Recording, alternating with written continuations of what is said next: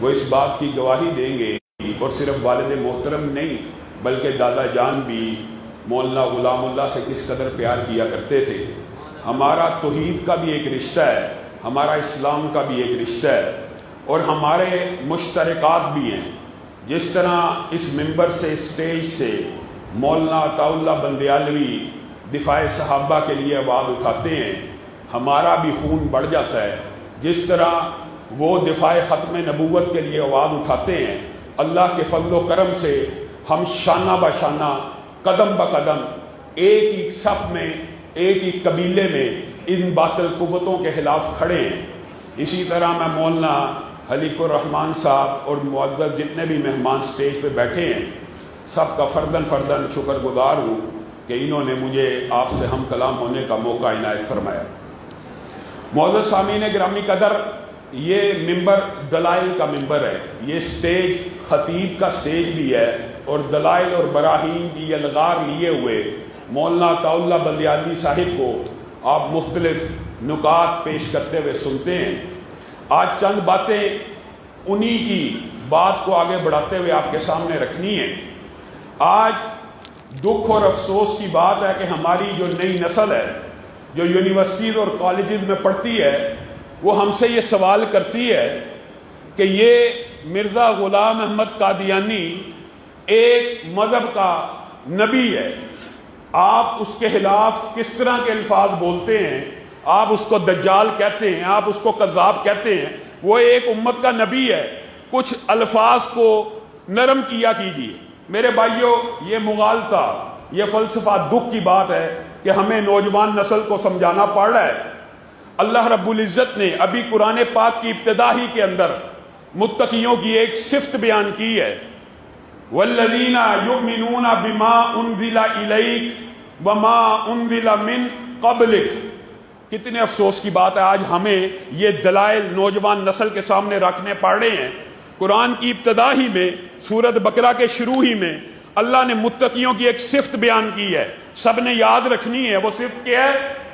والذین یؤمنون بما انزل الیک، وہ ایمان لے کے آئے اس وحی کے اوپر جو پیارے نبی صلی اللہ علیہ وسلم آپ کے اوپر نازل ہوئی، اور ساتھ اس وحی کے اوپر ایمان لے کے آئے جو آپ سے پہلے نازل ہوئی۔ اب ایمانداری سے بتائیے، قرآن پاک کے اندر اور احادیث کے اندر ہمیشہ قبلک کا ذکر تو موجود ہے، بعدک کا ذکر موجود ہے؟ کسی حدیث کے اندر، قرآن کی کسی آیت کے اندر یہاں پہ بھی اللہ کہہ رہا ہے کہ جو آپ کے اوپر نازل ہونے والی وحی کے اوپر ایمان لے کے متقیوں کی صفت ہے، اور جو ایمان لے کے آئے وہ وحی کے اوپر جو آپ سے پہلے نازل ہوئی، اور ساتھ ہی متصل کیا بات کہی، وَبِالْآخِرَةِ هُمْ يُوقِنُونَ، اور اس کے بعد آخرت کے اوپر۔ یہ آیت بذات خود اس بات کی دلیل ہے کہ نبی کے بعد وحی کی کوئی گنجائش موجود نہیں ہے۔ نبی سے پہلے تو وحی آئی ہے، اس کے اوپر آپ کا اور میرا ایمان ہونا چاہیے، لیکن نبی کے بعد کوئی وحی۔ مجھے ایک بات بتلائیے، قرآن پاک کا پورا اسلوب، طالب علم بھی بیٹھے ہیں، آپ پورے قرآن پاک کا مطالعہ کیجئے، جہاں جہاں بھی نبی کے بعد نبی کے آنے کی گنجائش موجود ہے، ذکر ہوا، نوح کی ذریت میں سے ذکر ہوا، ابراہیم کی ذریت میں سے ذکر ہوا، قرآن پاک میں دعا آئی، ابراہیم دعا کر رہے ہیں کہ میری اولاد میں سے ایک ایسا نبی بھیج جو ان کو آیتیں پڑھ پڑھ کے سنائے۔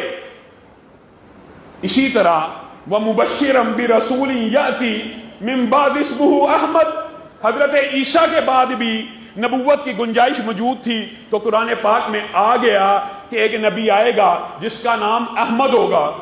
کیا نبی کریم صلی اللہ علیہ وسلم کے آ جانے کے بعد کسی حدیث میں، کسی قرآن پاک کی آیت میں یہ ذکر موجود ہے کہ نبوت میرے بعد بھی آئے گی، ایک نبی آئے گا، وحی کا کوئی سلسلہ جاری رہے گا؟ حتیٰ کہ علماء بیٹھے ہیں، یہ بات آپ کو مزید کھول کے بیان کریں گے۔ نبوت تو بڑی دور کی بات ہے، نبوت کا 46واں حصہ، ایک جز بھی رسول اللہ مجھے اور آپ کو بتا کے گئے ہیں کہ نبوت تو بڑی دور کی بات ہے، نبوت کا ایک جز 46واں حصہ صرف باقی رہے گا قیامت تک، اور وہ حصہ کیا ہے؟ سچے خواب۔ اگر نبی آنا ہوتا، اگر اتنا عظیم منصب باقی ہوتا تو رسول اللہ صلی اللہ علیہ وسلم مجھے اور آپ کو بتلا کے نہ جاتے۔ پھر قرآن پاک کے اسلوب کو آپ دیکھیے، قرآن پاک میں جب بھی نبی آیا، ذکر آیا اپنی قوم کی طرف، اپنے قریہ کی طرف، اپنی زبان کی طرف، ان سب کا ذکر آیا۔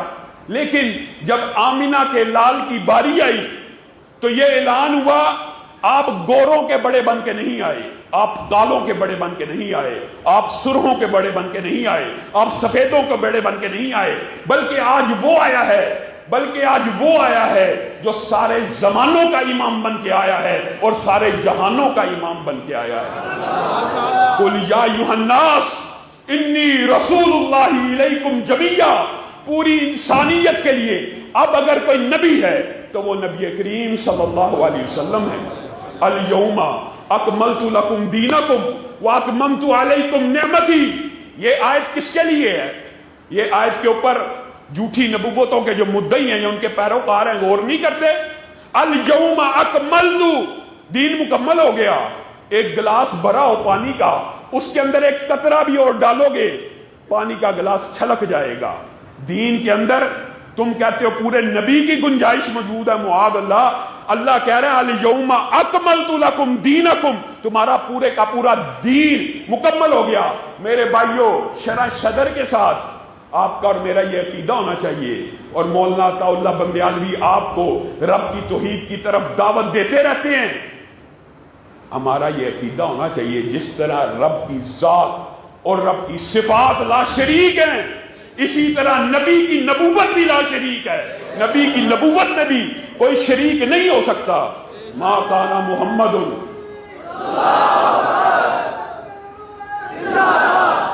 ما کان محمد ابا احد من رجالکم ولکن رسول اللہ وخاتم النبیین۔ مجھے بات بتائیے، اس آیت میں رسول اللہ صلی اللہ علیہ وسلم کو یہ بات بھی پتہ چل گئی تھی کہ میں کسی بالغ بچے کا باپ نہیں بن سکوں گا، کیونکہ اللہ تعالیٰ نے قرآن پاک میں یہ کہہ دیا ما کان محمد ابا احد من رجالکم، آپ مردوں میں سے کسی کے باپ نہیں بنیں گے۔ اس سے مراد یہ ہے کہ آپ کا کوئی بچہ بھی بلوغت کو نہیں پہنچے گا۔ اب رسول اللہ صلی اللہ علیہ وسلم کے لیے بظاہر یہ خبر غم کی تھی، لیکن اللہ رب العزت نے جو کرم اور عنایت دینا تھا ساتھ اسی آیت میں بیان کر دیا۔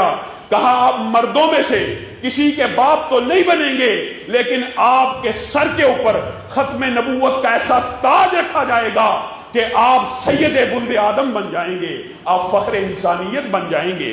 اور نبی کریم صلی اللہ علیہ وسلم پوری کائنات کے اندر آخری نبی ہیں۔ اس کی دلائل صرف قرآن میں نہیں ہیں، اس کے دلائل احادیث میں بھی موجود ہیں۔ ایک ترجمہ وہ ہے جو جھوٹے نبی کا، جھوٹی نبوت کا دعویٰ کرنے والے کرتے ہیں، اور ایک ترجمہ وہ ہے جو خود رسول اللہ صلی اللہ علیہ وسلم نے کیا۔ خاتم النبیین کا مطلب یہ کہتے ہیں معاذ اللہ نبی تراش مہر، اس بات کا بھی میں جواب دوں گا۔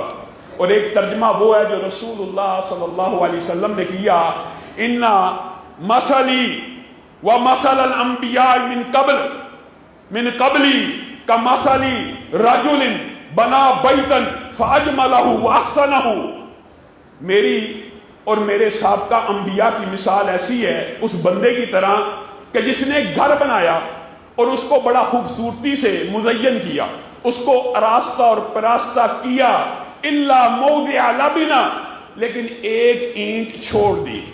فجئت انا واتممت تلک اللبنہ، وہ محل کے ارد گرد لوگ پھرتے ہیں اور تعجب کا اظہار کرتے ہیں یہ کتنا خوبصورت محل ہے، لیکن اس کے اندر ایک اینٹ کی جگہ خالی ہے۔ کیا رسول اللہ نے کہا 2 اینٹوں کی جگہ خالی ہے؟ کتنی اینٹوں کی جگہ خالی ہے؟ ایک اینٹ کی جگہ خالی ہے۔ فجئت انا واتممت تلک اللبنہ، پس میں آ گیا اور میں ہی وہ آخری اینٹ ہوں۔ آج کے بعد کوئی یہ بندہ دعویٰ کرے نبی کے بعد کہ میں نبی ہوں تو یا تو اس کو ایک اینٹ اور نکالنی پڑے گی، معاذ اللہ کسی نبی کا حق کھانا پڑے گا، یا تو اینٹ کے اندر 2 کی جگہ خالی ہوتی تو پھر تو کوئی نبوت کا دعویٰ کرتا، بات بن سکتی تھی۔ جب اینٹ بھی ایک ہی خالی ہے اور رسول اللہ صلی اللہ علیہ وسلم نے آ کے کہہ دیا میں ہی وہ آخری اینٹ ہوں، تو پھر کس نے جرت دی، پھر کس نے ان لوگوں کو یہ اختیار دیا کہ یہ قرآن پاک کی من گھڑت تشریحات کرتے ہوئے؟ اور حیران کن بات یہ ہے، حیران کن کہ جہاں پر نبوت کا ہلکا سا بھی اشکال بھی باقی تھا، وہاں پہ بھی رسول اللہ صلی اللہ علیہ وسلم نے دور کر دیا۔ حضرت علی کے بارے میں آپ نے ایک روایت سنی ہوگی اور بڑی معروف روایت ہے، اور ہمارے ہاں ایک مکتبہ فکر اس روایت سے یہ استدلال کرتا ہے کہ یہاں پہ رسول اللہ صلی اللہ علیہ وسلم نے خلافت بھی دی تھی۔ اما ترضا ان تکون منی بمنزلۃ ہارون من موسیٰ، علی کو کہا، آپ کو یہ سارا واقعہ پتا ہوگا کہ حضرت علی کو ایک غزوے میں رسول اللہ صلی اللہ علیہ وسلم چھوڑ گئے اپنے پیچھے اور کہا آپ نے مدینہ کی نگرانی کرنی ہے۔ منافقین میں سے بعض لوگوں نے کہا اچھا گرمی بڑی ہے، ہاں جنگ بڑا میدان بہادری کا ہے، اچھا آپ کو اس لیے پیچھے آپ کے دل کو چوٹ لگی۔ حضرت علی رسول اللہ صلی اللہ علیہ وسلم کی بارگاہ میں پہنچ گئے، یہ کیا لوگ مجھے کہتے کیا میں بزدل ہوں، یہ کیسی بات ہے؟ تو رسول اللہ صلی اللہ علیہ وسلم نے آپ کو ایک بشارت اور خوشخبری سنائی اور آپ کا دل بھی رکھا۔ اما ترضا ان تکون منی، کیا تو اس بات پہ راضی نہیں ہے علی کہ تیرا میرا آپس میں ویسا ہی رشتہ ہو جیسا کہ موسیٰ اور ہارون کا رشتہ ہے؟ یہاں سے ایک بات اشکال پیدا ہو سکتا تھا، کیا کہ موسیٰ کے بعد ہارون بھی نبی ہیں، لیکن رسول اللہ صلی اللہ علیہ وسلم نے یہاں بھی اشکال کو رفع کر دیا، اے علی تو میرے ساتھ ویسا ہی ہے جیسے موسیٰ کے بعد ہارون تھے، الا انہ لا نبی بعدی، لیکن علی یہ بات یاد رکھی میرے بعد کوئی نبی نہیں آ سکتا۔ علی کا اشکال بھی دور کر دیا۔ اور جو ہمارے ہاں ایک فرقہ یہاں پہ جن کو بندیالوی صاحب بڑے پیار سے کیا کہتے ہیں، شین، بندیالوی صاحب کی میں تقریر سنتا ہوں تو اس میں شین کا جو ذکر ہے یہ وہی ہے۔ وہ فرقہ کیا کہتا ہے، اس حدیث سے یہ استدلال ہوتا ہے کہ حضرت علی جو ہیں وہ ان کو رسول اللہ نے خلافت دی۔ بات آئی ہے دلی طور پہ تو یہ بات بھی کر دیتا ہوں، اگر یہ حدیث خلافت کی بھی ہو، اگر یہ آپ کی دلیل ہے کہ یہ حدیث خلافت کی ہے، تو میرے بھائیوں ایک بات یہ دلیل آپ نے یاد رکھنی ہے ہمیشہ کے لیے، وہ کیا کہ حضرت ہارون حضرت موسیٰ کی زندگی میں فوت ہو گئے، یہ بات یاد رکھنی ہے۔ اس لیے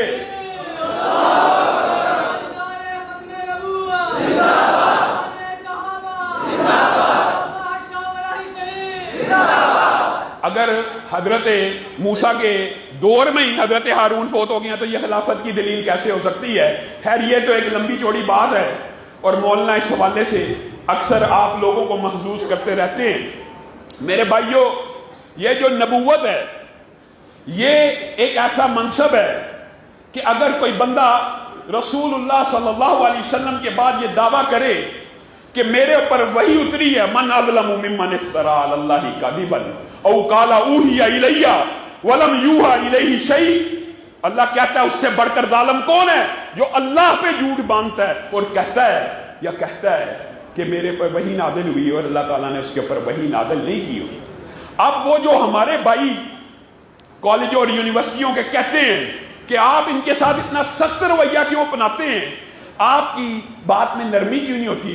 آپ ہر ایک سے، دیوبندیوں سے، بریلویوں سے، ہر ایک سے پیار سے بات کرتے ہیں، قادیانیوں کی بات آتی ہے آپ ذرہ برابر رعایت نہیں کرتے۔ اور میرے بھائیوں یہ کوئی میرا نہیں، یہ کوئی بندیالوی صاحب کا عقیدہ نہیں ہے، یہ کوئی میرا اور بندیالوی صاحب کا منہج نہیں ہے، یہ منہج ہے تو رسول اللہ صلی اللہ علیہ وسلم کا منہج ہے۔ انہوں نے کیا کہا تھا؟ رسول رحمت ہے نا، آپ سے بڑا ہلاک کسی کا ہو سکتا ہے؟ رسول اللہ سے بڑا ہلاک کسی کا نہیں۔ آپ کا بھی عقیدہ میرا بھی عقیدہ ہے۔ رسول اللہ نے کیا کہا ان کے بارے میں کہ میرے بعد جو نبوت کا دعویٰ کرے گا وہ دجال تو ہو سکتا ہے، کذاب تو ہو سکتا ہے، نبی نہیں ہو سکتا۔ اور آپ یہ بات جانتے ہیں کہ دجال بھی مبالغے کا صیغہ ہے، کذاب بھی مبالغے کا صیغہ ہے، گویا ان کے ساتھ نرمی نہیں ہو سکتی۔ اور آپ کے علم میں یہ بات بھی ہونی چاہیے کہ رسول اللہ کے دنیا سے چلے جانے کے بعد آپ نے سنا ہوگا بہت سی باتیں کہ منکرین زکوٰۃ کے خلاف اجماع ہوا فلاں، لیکن سب سے پہلے اور سب سے پہلا اجماع رسول اللہ کے بعد صحابہ کا جس بات پہ ہوا وہ مسیلمہ کذاب کی گردن کاٹنے پہ ہوا، اور یہ عقیدہ صحابہ نے آپ کو اور مجھے بتلا دیا۔ کیا عقیدہ؟ رسول اللہ کے بعد اگر کوئی نبوت کا دعویٰ کرے گا اس کو دھرتی کے اوپر زندہ رہنے کا حق نہیں دیا جا سکتا۔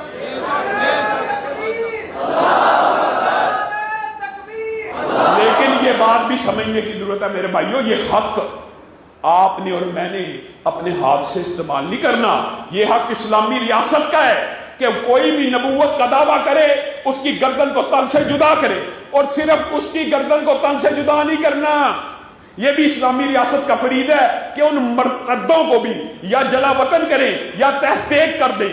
اور حضرت ابو بکر کی قیادت میں آپ نے وہ عظیم الشان جنگ کا سارے کا سارا منظر پڑا ہوا، 40,000 آج کل کا کوئی مفکر یا فلاسفر ہوتا نا تو وہ پتہ کیا کہتا ہے، جس طرح آج کل کہتے ہیں نرمی کرو، اور مسیلمہ کذاب کے بارے میں صحیح سند سے یہ بات ملتی ہے کہ جب اس کا مؤذن بھی اذان دیتا تھا تو کہتا تھا اشہد ان محمد رسول اللہ، اس کا مؤذن بھی یہ بات کہتا تھا۔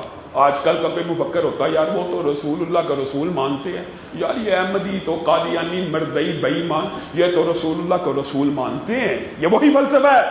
کسی ایک صحابی نے کہا کہ وہ اذان میں رسول اللہ کو محمد الرسول اللہ مانتے ہیں، ان کی نبوت کو تسلیم کرتے ہیں، ان کے ساتھ نرمی کرو، نہیں، سب نے تلواروں کو اٹھایا، 40,000 کے لشکر کے ساتھ جا کے ٹکرائے، 28,000 مرتدوں کو واصل جہنم کیا۔ یہ وہ جنگ ہے، پوری زندگی میں رسول اللہ کی پوری زندگی میں اتنے صحابہ شہید نہیں ہوئے جتنے اس اکیلی جنگ میں ختم نبوت کے دفاع کے لیے اور رسول اللہ کی حرمت کے لیے جو جنگ لڑی گئی اس میں 1200 سے زائد صحابہ شہید ہو گئے۔ آپ کو اور مجھے یہ عقیدہ دے کے گئے ہیں، ہم صحابہ کے نام لیوا ہیں، ہم کیسے برداشت کریں؟ اور حیران کن بات یہ ہے، یہ بھی بڑی عجیب بات ہے، اور جو بات وہ دلائل کے دنیا میں دیتے ہیں کہ خاتم النبیین کا مولویوں نے ترجمہ غلط کیا ہے اور رسول اللہ کے ترجمے کو مانا نہیں کہ لا نبی بعدی، اس کا ترجمہ یہی ہے۔ اور رسول اللہ صلی اللہ علیہ وسلم اساکر میں بھی، ابن ساکر میں بھی ایک روایت ملتی ہے کہ جب معراج کی رات میں رسول اللہ صلی اللہ علیہ وسلم آسمانوں پہ گئے تھے تو حضرت آدم نے جبریل امین سے پوچھا تھا یہ کون ہے؟ تو انہوں نے کیا کہا تھا؟ آخر ولدک من الانبیاء، آپ کے اولاد میں سے، نبیوں میں سے آخری نبی، آپ کے بیٹوں میں سے جو آخری نبی ہے یہ ہے، یعنی لا نبی بعدی۔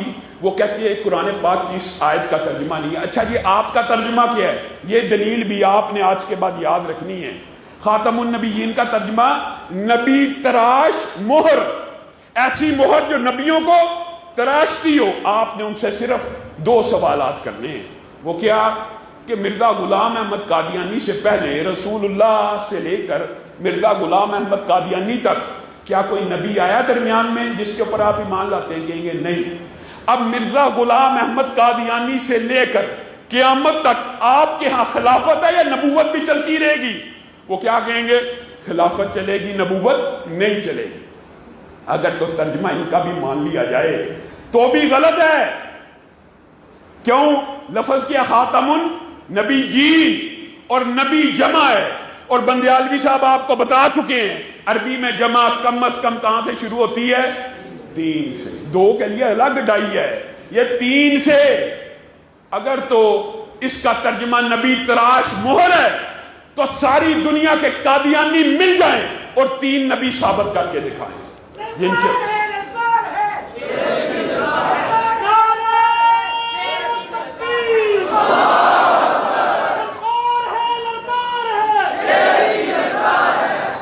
میرے بھائیوں یہ کیسا عقیدہ ہے؟ اور حیران کن بات یہ ہے، ہمارا یہ خطہ اس لحاظ سے ہم بڑے مظلوم ہیں، اس خطے میں مرزا غلام احمد قادیانی جیسے کو بھی امتی مل گئے، معاذ اللہ۔ اور افسوس اور دکھ کی بات ہے نا، جو خود لکھتا ہے کہ میں نے گوروں کی خدمت کے لیے، برطانیہ کی حکومت کے لیے اتنی خدمات پیش کی۔ علامہ شہید کی کتاب قادیانیت کے اندر بھی یہ حوالے موجود ہیں، اور اس میں سے ایک خلاصہ اور اختصار میں نے بھی پیش کیا، اس کے اندر بھی یہ حوالے موجود ہیں۔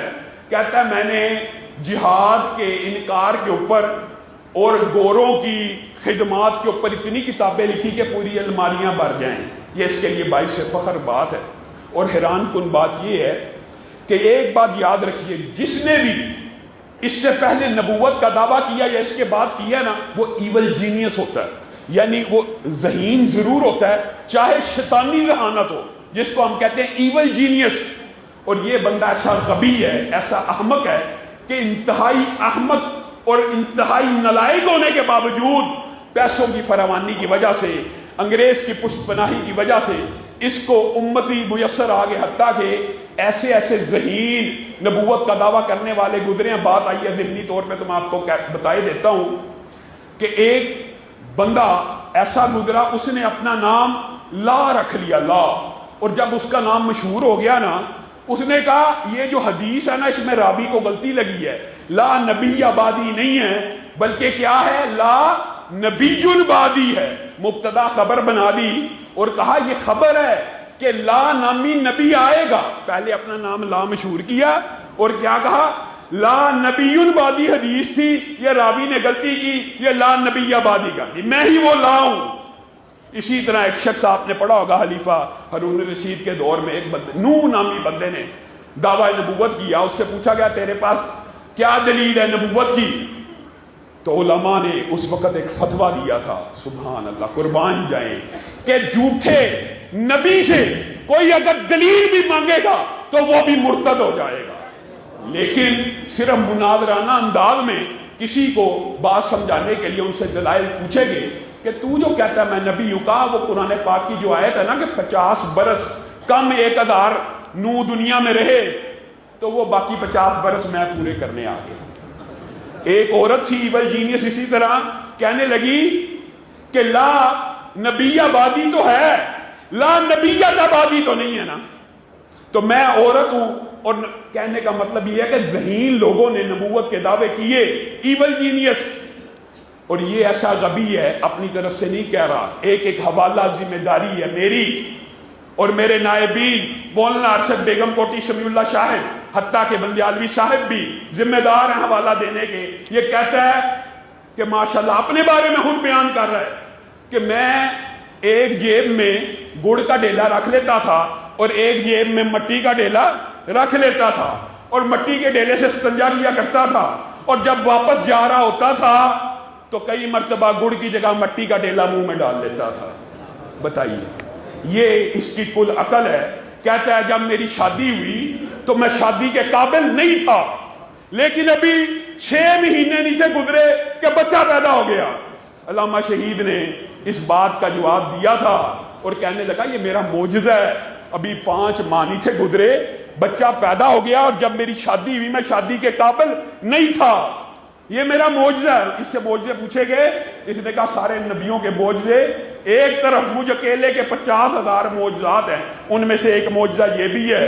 تو علامہ شہید نے یہ بات کہی تھی، یہ معجزہ تیرا نہیں ہے، تیری بیوی کا، اور اس کا باپ اگر کوئی ہے تو حکیم نور الدین ہے، کیونکہ اس کی بیوی نے خود لکھا، کتاب میں موجود ہے کہ بیوی تو میں مرزا غلام احمد قادیانی کی ہوں، لیکن حکیم نور الدین صاحب لونڈی تو میں آپ کی ہوں. معاذ اللہ.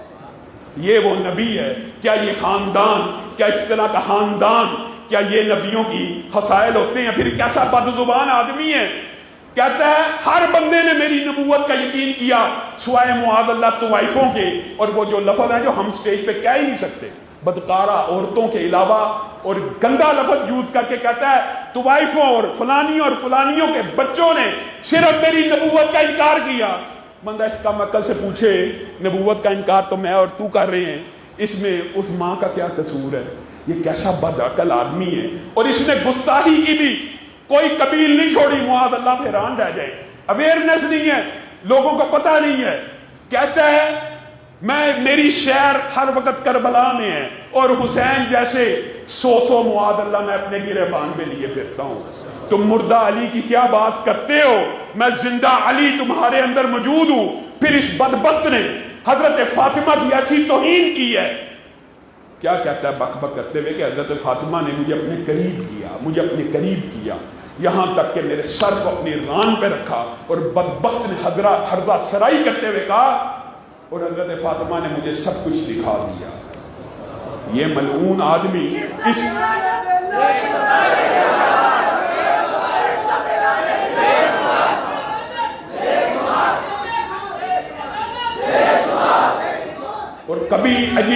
جدید دعوے ذلی، بروزی، تشریح، غیر تشریح اور اس کے ماننے والے بھی کسی سے کم نہیں ہے.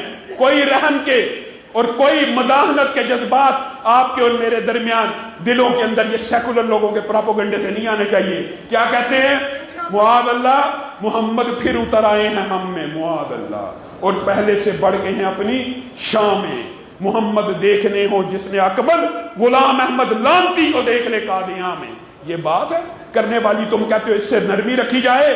میں حکومت سے بھی، اداروں سے بھی یہ بات کہنا چاہتا ہوں کہ اگر ایک پیپسی بنانے والی کمپنی، ایک کوکو کولا بنانے والی کمپنی اگر کوئی جعلی ٹیگ لگا کے بیچتا ہے، آپ اس کے خلاف پرچے کرتے ہیں، تو یہ اسلام کا اور مسلمانوں کا جعلی ٹیگ لے کے کیوں کر ہمارے درمیان میں پھر سکتے ہیں؟ جبکہ پاکستان کے آئین میں لکھا ہے، آئین اور قانون میں لکھا ہے، یہ اپنے آپ کو مسلمان نہیں کہہ سکتے، اپنی عبادت خانے کو مسجد نہیں کہہ سکتے، اپنے دفن خانے کو قبرستان نہیں کہہ سکتے، اذان نہیں دے سکتے. جب یہ پاکستان کے قانون اور آئین کو نہیں مانتے، آپ کو ان کے ساتھ کیا مفادات ہیں؟ کبھی عبدالشکور قادیانی، کبھی آسیہ ملونہ کی رہائی، کبھی کیا عاطف قادیانی کی تقرری. یہ کیا تماشا ہے جی؟ ان کو اقلیتوں کے حقوق دے دیے جائیں، اقلیتوں کے حقوق دے دیے جائیں. اقلیت کا حق قادیانیوں کو صرف ایک صورت میں مل سکتا ہے، جب سارے قادیانی رہنما جمع ہو جائیں اور اس بات کا اعلان کریں اور اقرار کریں ہمارا اسلام سے کوئی تعلق نہیں. پھر اہل سنت کے علماء اس بارے میں غور کریں گے کہ ان کو اقلیت ماننا کہ نہیں ماننا. اگر یہ کہیں گے کہ ہم مسلمان ہیں تو پھر ہر عالم کا یہ فتویٰ ہے تو مسلمان نہیں ہے بلکہ تو مرتد ہے اور تجھے اقلیتوں کے حقوق نہیں دیے جا سکتے. یہ عجیب بات ہے کہ ان کو اقلیتوں کے حقوق دے دو، اقلیت کے طور پہ قبول کر لو. کیسے قبول کر لیا جائے؟ اقلیت کافر ہوتی ہے، اقلیت اپنے آپ کو مسلمان کلیم نہیں کرتی. یہ ٹیگ بھی اسلام کا لگائیں. جعلی بوتل بکنا تو پاکستان میں جعلی کوکو کولا کا کوئی ریپ گھر میں بنا کے لگا کے بیچ سکتا ہے، پیپسی کا بیچ سکتا ہے. تو یہ اسلام کا ٹیگ اتنا ہی سستا ہو گیا ہے کہ جو مرضی لگا کے پھرتا رہے اور کوئی اس کو پوچھنے والا نہ ہو. یہ ہماری کمزوری ہے. لیکن جس طرح 73 کے اندر 77 کے اندر علماء نے ختم نبوت کے لیے قربانیاں دی، میں آپ لوگوں سے بھی وعدہ لینا چاہتا ہوں کہ جب بھی ضرورت پڑی میدان عمل میں نکلنے کے لیے تیار ہوں. میرے بھائیوں یاد رکھو، جس طرح ہمارا یہ عقیدہ ہے کہ ختم نبوت کا ہر منکر کافر اور مرتد ہوتا ہے، اس سے کسی قسم کی کوئی روح رعایت نہیں ہو سکتی، اسی طرح حدیث کے مطابق ہمارا یہ عقیدہ ہے. اور حدیث آپ سن لیں. کیا اگر کوئی اپنے مسلمان بھائی کو کافر کے، حدیث سنی نہیں ہے نا، تو دونوں میں سے ایک کافر ہو جاتا ہے. حدیث پکی ہے نا، سنی بھی ہے کہ اگر کوئی مسلمان کسی دوسرے مسلمان کو کافر کہے تو یا کہنے والا کافر ہے یا جس کو کہا گیا ان دونوں میں سے ایک کافر لازمی ہو گیا. اور ہمارے بدقسمتی کی بات ہے، اس خطے میں ایسے لوگ بھی موجود ہیں جو کسی عام مسلمان کو کافر نہیں کہتے بلکہ کس کو کہتے ہیں؟ معاذ اللہ ابو بکر بے ایمان ہو گئے، معاذ اللہ عمر کا ایمان نہ رہا، معاذ اللہ. یعنی جن کے لیے اللہ نے آسمان سے وحیاں نازل کی، وَكُلًّا وَعَدَ اللَّهُ الْحُسْنَى، کہ نبی کو جس نے حالت ایمان میں دیکھ لیا اللہ نے اس آنکھ کے اوپر جہنم کی آگ کو حرام کر دیا. بتائیے آپ ایمانداری سے ایک بات بتلائیے، جنتیوں کے لیے حدیث میں آتا ہے نا کہ جنتی جب جنت میں چلے جائیں گے، تمام جنتی جب جنت میں چلے جائیں گے، اللہ تعالیٰ نعمتیں دیتا رہے گا. پھر بالآخر پوچھے گا جنتیوں کے سال میں ہو، جنتی کہیں گے ہر چیز تو مل گئی، حوریں، غلمان، کھانا، دیدار، ہر چیز تو ہو گیا. تو اللہ تعالیٰ اس وقت کہے گا وَرِضْوَانٌ مِّنَ اللَّهِ اکبر، ایک چیز باقی ہے، ایک نعمت باقی ہے، اور وہ نعمت کیا ہے؟ میں تم سے راضی ہو گیا. جس طرح تمہارے باپ آدم کو ناراض ہو کے کبھی جنت سے نکالا تھا، آدم کے کسی بیٹے کو جنت سے نہیں نکالوں گا. یہ حدیث سب نے سنی ہوئی ہے. ہر جنتی کو جو اعزاز جنت میں ایک عرصہ گزارنے کے بعد ملنے، لوگوں ذرا غور کرو، وہ اعزاز نبی کے صحابہ کو اس زمین پہ چلتے ہوئے اللہ نے عطا کر دیا. رضی اللہ عنہم ورضوا عنہ. وہ جو جنت میں سب سے آخر میں ملنا تھا وہ صحابہ کو زمین کے اوپر چلتے پھرتے عنایت کر دیا۔ رسول اللہ صلی اللہ علیہ وسلم نے کہا اللہ تعالیٰ نے سب سے خوبصورت دلوں کو ٹٹولا، ان میں سے سب سے عمدہ جس دل کو پایا اس کے سر پہ تاج ختم نبوت رکھ دیا۔ اس کے بعد نبیوں کے بعد سب سے اعلیٰ اور افضل دلوں کو ٹٹولا، کسی کو میرا ساتھی بنا دیا، کسی کو میرا سسرالی رشتہ دار بنا دیا، کسی کو میرا صحابی بنا دیا۔ میں مولانا عطا اللہ بندیالوی کی موجودگی میں، علماء کی موجودگی میں ایک بات کا چیلنج ان قادیانیوں کو بھی کرنا چاہتا ہوں اور ان رافضیوں کو بھی کرنا چاہتا ہوں۔ دونوں کے چیلنجز فرق ہے۔ قادیانیوں کو چیلنج یہ ہے، کوئی ایک قادیانی جب تک میں زندہ ہوں، ان کا کوئی مربی، ان کا کوئی خلیفہ، تعالوا ندعو ابنانا وابناکم ونسانا ونساکم وانفسنا وانفسکم ثم نبتہل فنجعل لعنت اللہ علی الکاذبین۔ آؤ میں تمہیں مباہلے کا چیلنج دیتا ہوں، کوئی ایک قادیانی اگر یہ کہتا ہے غلام احمد قادیانی سچا نبی تھا، میں یہ کہتا ہوں وہ جھوٹا تھا، بے ایمان تھا، کذاب تھا، دروغگو تھا، وہ خائن تھا، وہ بد کردار تھا، کسی قادیانی میں جرأت ہے تو آ کے مباہلہ کر۔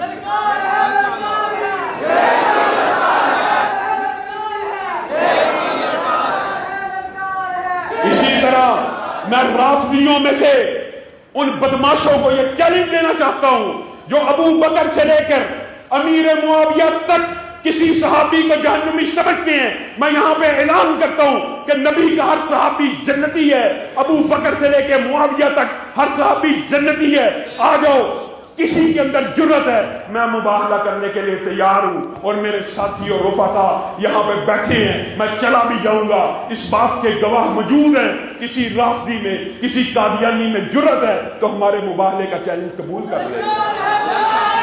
جب دلائل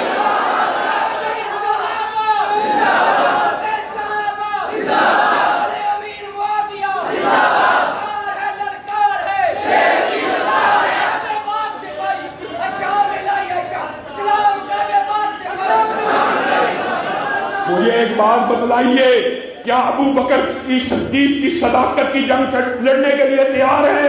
عمر فاروق کی عدالت کی جنگ لڑنے کے لیے تیار ہیں؟ ذوالنورین کی شہادت کی جنگ لڑنے کے لیے تیار ہیں؟ علی کی شجاعت کی جنگ لڑنے کے لیے تیار ہیں؟ حسن و حسین کی سیادت کی جنگ لڑنے کے لیے تیار ہیں؟ اور سیدنا امیر معاویہ کی قیادت کی جنگ لڑنے کے لیے تیار ہیں؟ سبحان ربک رب العزت عما یصفون وسلام علی المرسلین والحمد للہ۔